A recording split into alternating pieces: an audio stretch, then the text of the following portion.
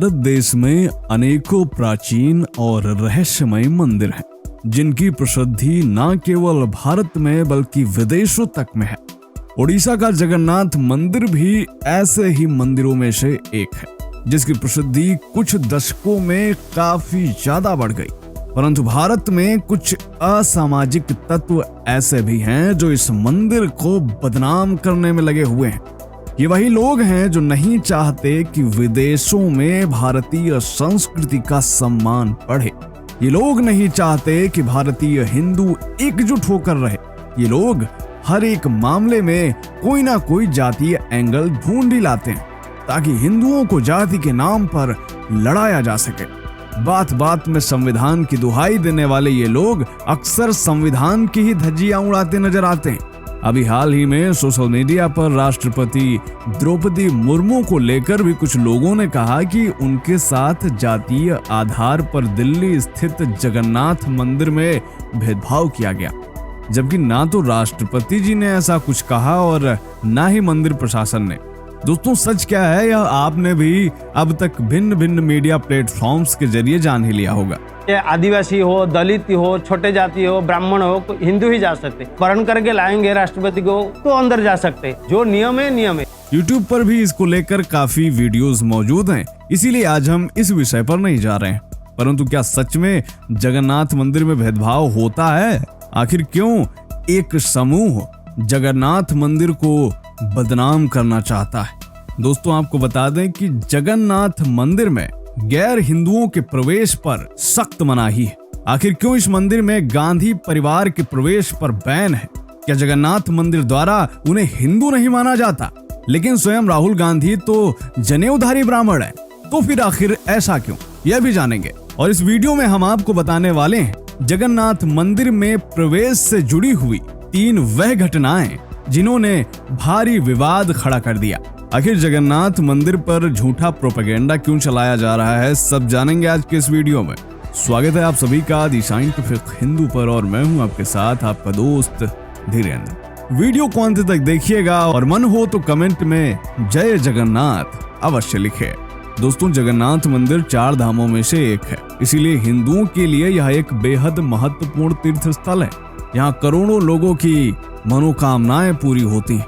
भगवान जगन्नाथ का मंदिर, जहां भगवान श्री कृष्ण के रूप में जगन्नाथ, उनके बड़े भाई बलभद्र और बहन देवी सुभद्रा के साथ पूजा की जाती है। जगन्नाथ मंदिर पूरे दुनिया में कई आश्चर्यजनक रहस्यों के लिए भी प्रसिद्ध है। सैकड़ों वैज्ञानिक आए और गए, लेकिन इस मंदिर के रहस्यों से पर्दा नहीं उठा सके। और इस मंदिर में सदियों से एक ऐसी प्रथा चली आ रही है जिसके अनुसार इस मंदिर में गैर हिंदुओं का प्रवेश वर्जित है।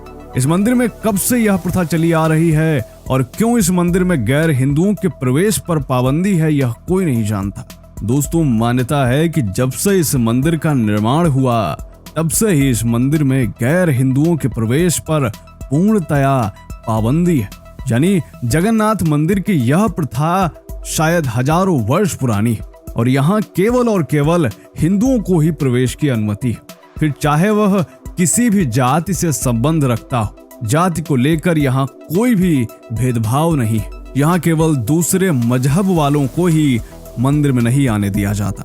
स्क्रीन पर दिख रहे इस बोर्ड में स्पष्ट रूप से बड़ा बड़ा लिखा हुआ है कि मंदिर में केवल हिंदुओं के प्रवेश की ही अनुमति है। इसके बावजूद लोग नहीं मानते। अब आते हैं इस बात पर कि आखिर गांधी परिवार को जगन्नाथ मंदिर में प्रवेश की अनुमति क्यों नहीं है। तो दोस्तों, यह विवाद जगन्नाथ मंदिर से जुड़ा सबसे बड़ा विवाद है, जो कि 1984 में सामने आया, जब भारत के तत्कालीन प्रधानमंत्री इंदिरा गांधी यहाँ दर्शन करने के लिए पहुंची। उस समय मंदिर प्रशासन ने उन्हें यह कहते हुए मंदिर में एंट्री देने से साफ मना कर दिया कि उन्होंने एक गैर हिंदू से शादी की है, इसलिए इंदिरा गांधी इस मंदिर में नहीं आ सकती। सोचिए, उस समय इंदिरा गांधी भारत की प्रधानमंत्री थी। उस समय साफ तौर पर उन्हें मंदिर से कुछ दूरी पर स्थित रघुनंदन पुस्तकालय से प्रार्थना करने के लिए कहा गया था। पंडित सूर्य नारायण रथ शर्मा कहते हैं कि इंदिरा गांधी ने फिरोज जहांगीर गांधी से शादी की थी, जो कि एक पारसी थे। शादी के बाद लड़की का गोत्र पति के गोत्र में बदल जाता है। इसीलिए इंदिरा गांधी हिंदू नहीं रही थी। जगन्नाथ मंदिर प्रशासन आज भी गांधी परिवार को हिंदू नहीं मानता है। इसीलिए गांधी परिवार का कोई भी सदस्य हो, चाहे राहुल गांधी, प्रियंका गांधी, गांधी परिवार के किसी भी सदस्य को मंदिर में प्रवेश करने की अनुमति आज भी नहीं है। मंदिर प्रशासन का कहना है कि राजीव गांधी भी हिंदू नहीं थे। राहुल गांधी भले ही अपने आप को जनेऊधारी दत्तात्रेय गोत्र का कौल ब्राह्मण बताते हों, परंतु सच्चाई यही है कि वह फिरोज जहांगीर गांधी के पौत्र हैं, जो कि एक पारसी थे। सोचिए, जब भारत के प्रधानमंत्री को इस मंदिर में आने की इजाजत नहीं दी गई थी, तो इस मंदिर में कर्म कांडों का कितना पालन किया जाता है, कितनी आस्था है इस मंदिर में हिंदुओं की। अब आते हैं नंबर 2 पर। यह भी एक बड़ी घटना है जब 1.78 करोड़ दान करने वाली महिला को भी प्रवेश नहीं दिया गया। नवंबर 2005 में थाईलैंड की राजकुमारी महाचाकरी ओडिशा के जगन्नाथ मंदिर पहली बार पहुंची थी। उन्हें भी मंदिर में प्रवेश देने से मना किया गया था। इसके अलावा वर्ष 2006 में स्विस नागरिक एलिजाबेथ जिगलर को भी मंदिर में प्रवेश देने से साफ तौर पर मना कर दिया गया, क्योंकि वह ईसाई थी, जबकि उन्होंने जगन्नाथ मंदिर को 1.78 करोड़ रुपए दान किए थे। फिर भी मंदिर में उन्हें प्रवेश की अनुमति नहीं दी गई थी। तीसरी घटना देखने को मिलती है जब मुख्यमंत्री के सलाहकार को अपना बयान वापस लेना पड़ा। वर्ष 2011 में तत्कालीन मुख्यमंत्री नवीन पटनायक के सलाहकार प्यारे मोहन महापात्रा ने ओडिशा में पर्यटन को बढ़ावा देने के लिए मंदिर में गैर हिंदुओं के प्रवेश का समर्थन किया था, और इससे ओडिशा राज्य में एक बड़ा विवाद खड़ा हो गया था।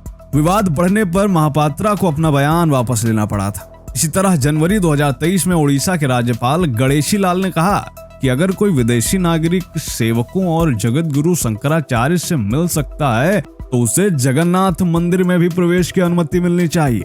हालांकि बाद में उन्होंने कहा कि यह मेरी निजी राय है, मुझे नहीं मालूम कि लोग इसकी सराहना करेंगे या नहीं।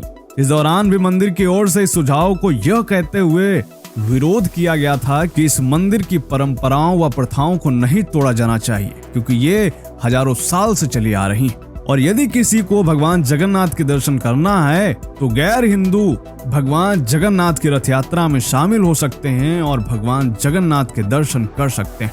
जगन्नाथ मंदिर में प्रवेश की केवल एक ही शर्त है, और वह है कि वह हिंदू हो, फिर चाहे वह किसी भी जाति से हो, या कोई भेदभाव नहीं, बस वह हिंदू होना चाहिए।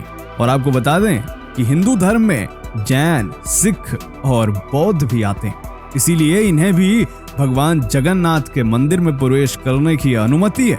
यहाँ केवल अब्राह्मिक मजहबों के प्रवेश पर पाबंदी है। दोस्तों, जगन्नाथ मंदिर में प्रवेश को लेकर अक्सर कुछ तथाकथित सेकुलर हिंदू सवाल उठाते रहते हैं, परंतु हमने एक भी मुस्लिम को काबा पर सवाल उठाते नहीं देखा। जबकि काबा तो छोड़ो, मुसलमानों ने जद्दाह शहर में भी गैर मुस्लिमों के प्रवेश पर पाबंदी लगा रखी है।